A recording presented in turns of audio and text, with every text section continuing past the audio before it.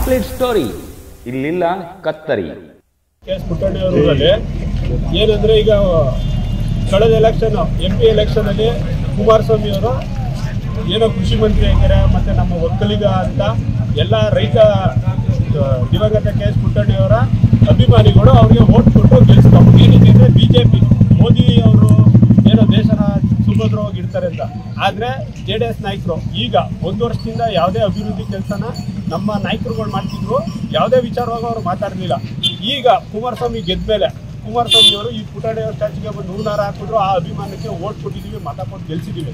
ಆದರೆ ಕುಮಾರಸ್ವಾಮಿ ಅವರು ಗೆದ್ದ ಮೇಲೆ ಇಲ್ಲಿ ಕ್ಯಾಪ್ಟನ್ ಸ್ಥಳೀಯ JDS ನಾಯಕರು ಈಗ ಪುಟ್ಟಣ್ಣವ್ರ ಸ್ಟ್ಯಾಚ್ಯೂ ತೆಗಿಸ್ಬೇಕು ಅನ್ನೋದಕ್ಕೆ ಮುಂದಾಗಿದ್ದಾರೆ.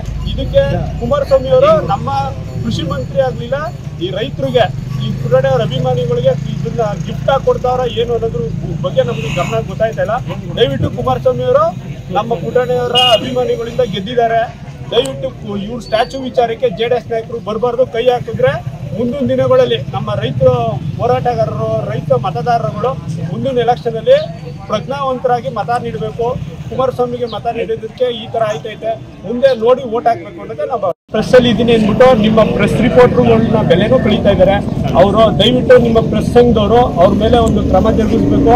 ಅದಕ್ಕೂ ಬೇಕಾದ್ರೆ ನಾವು ಒಂದು ಮನವಿ ಕೊಡ್ತೀವಿ. ಪ್ರೆಸ್ ಅನ್ನೋ ಹೆಸರಲ್ಲಿ ಪೇಪರ್ ಅನ್ನೋದಕ್ಕೆ ಮಾಧ್ಯಮ ಅನ್ನೋದನ್ನೇ ಹಾಳು ಮಾಡ್ತಾ ಇದ್ದಾರೆ ಸರ್. ಪ್ರೆಸ್ ರಿಪೋರ್ಟರ್ ನಾಗೇಶ್ ಅಂದ್ಬಿಟ್ಟು ರಾಮಚಂದ್ರಾಚಾರ್ಯ ಅಂದ್ಬಿಟ್ಟು ಕ್ಯಾತ್ನಳ್ಳಿ ಅವರು ಸರ್, ಅವರು ಆ ವ್ಯಕ್ತಿಯಿಂದ ಊರು ಹಾಳಾಯ್ತೈತೆ, ಊರಲ್ಲಿ ಅಶಾಂತ ಸೃಷ್ಟಿ ಆಯ್ತೈತೆ. ಅವ್ರಿಗೆ ಸಪೋರ್ಟ್ ಆಗಿ ರವಿಕುಮಾರ್ ಅವರು ಸಪೋರ್ಟ್ ಮಾಡ್ತಾ ಇದ್ದಾರೆ JDS ನಾಯಕರು.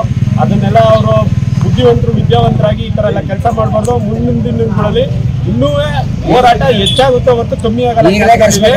ಯಾವುದೇ ತರ ಪುಟ್ಟಣ್ಣ ಸ್ಟ್ಯಾಚ್ಯೂ ವಿಚಾರಕ್ಕೆ ಅದನ್ನ ದೇವಸ್ಥಾನದ ರೀತಿಯಲ್ಲಿ ಕ್ಯಾತ್ನಳ್ಳಿ ಜನ ಕಟ್ಟಿದ್ದಾರೆ. ಆ ವಿಚಾರಕ್ಕೆ ಬಂದ್ರೆ ಇಡೀ ರಾಜ್ಯಾದ್ಯಂತ ಹೆಚ್ಚಿನ ಹೋರಾಟ ಆಗುತ್ತೆ ಅನ್ನೋದ ಅವರು ಮನದಲ್ಲಿ ಇಟ್ಕೊಳ್ಳಿ. ಇವತ್ತೇ ಕೈ ಬಿಡಬೇಕು. ಇದಕ್ಕೆ ಇನ್ನೂ ಹೋರಾಟ ಮಾಡ್ತೀನಿ ಅಂದ್ರೆ ಇನ್ನೂ ಹೆಚ್ಚಿನ ಹೋರಾಟ ಆಗುತ್ತೆ ಹೊರತು ಕಮ್ಮಿ ಅಂತೂ ಆಗಲ್ಲ. ಈಗ ನಾವು ಸರ್ಕಲ್ ಇನ್ಸ್ಪೆಕ್ಟರ್ ಕೊಟ್ಟಿದ್ದೀವಿ ಸರ್, ನಮಗೆ ಅವ್ರಿಬ್ಬರಿಂದ ಊರಲ್ಲಿ ಅಶಾಂತಿ ಸೃಷ್ಟಿ ಆಗ್ತೈತೆ, ಅದರಿಂದ ಕಂಪ್ಲೇಂಟ್ ಕೊಟ್ಟಿದ್ದೀವಿ. ಅವ್ರ ಮೇಲೆ ಗಡಿಪಾರು ಮಾಡಬೇಕು, ಇಲ್ಲ ಕಾನೂನು ಕ್ರಮ ಜರುಗಿಸಬೇಕು ಅನ್ನೋದೇ ಗ್ರಾಮಸ್ಥರ ಮನವಿ ಸರ್. ತೆರವು ಮಾಡಿಸ್ಬೇಕು ಅಂತ PWDಗೆ RTIನಲ್ಲಿ ಅರ್ಜಿ ಕೊಟ್ಟಿದ್ದಾರೆ ಅವರು. ನಾವೆಲ್ಲ ಬಡವ್ರ ಬಗ್ರು ಸೇರಿ 5 ರೂಪಾಯಿ 10 ರೂಪಾಯಿ 100 ರೂಪಾಯಿ ಹಾಕಿ ಬಡವರೆಲ್ಲ ಕಟ್ಟಿರ್ತಕ್ಕಂಥ ದೇವಸ್ಥಾನ ಇದು ಪುಟ್ಟಣ್ಣವ್ರದು. ಅದರಿಂದ ದಯವಿಟ್ಟು JDS ಮುಖಂಡರಿಗೆ ಈ ಮೂಲಕ ತಿಳಿಸೋದಷ್ಟೇ, ದಯವಿಟ್ಟು ನೀವು ಏನೇ ಮಾಡಿ ನಮ್ಮ ಪುಟ್ಟಣ್ಣಯ್ಯ ಸ್ಟ್ಯಾಚ್ಯೂ ವಿಚಾರಕ್ಕೆ ಮಾತ್ರ ಯಾವುದೇ ಕಾರಣಕ್ಕೂ ರಾಜಕಾರಣವನ್ನು ತರಬೇಡಿ.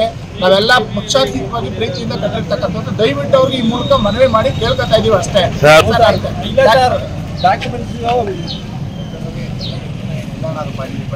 ಸರ್ ಪಂಚಾಯತಿಗೆ ನೋಟಿಸ್ ಕೊಟ್ಟಿರೋದು ಫೇಸ್ಬುಕ್ ಹಾಕಿದ್ದಾರೆ. RTI ಕಾರ್ಯಕರ್ತ ಒಬ್ಬ RTI ಕಾರ್ಯಕರ್ತ ಅರ್ಜಿ ಕೊಟ್ಮೇಲೆ ಫೇಸ್ಬುಕ್ ಹಾಕೋದು ಗ್ರಾಮನ ಕೈ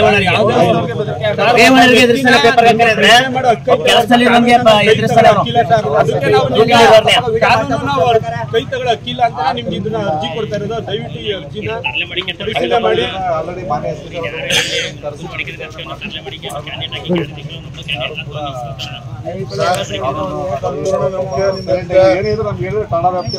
ಇಲ್ಲ ಸರ್, ಅದಕ್ಕೆ ನಿಮ್ಗೆ ಕೊಟ್ಟಿದ್ದೀವಿ ಗಮನ.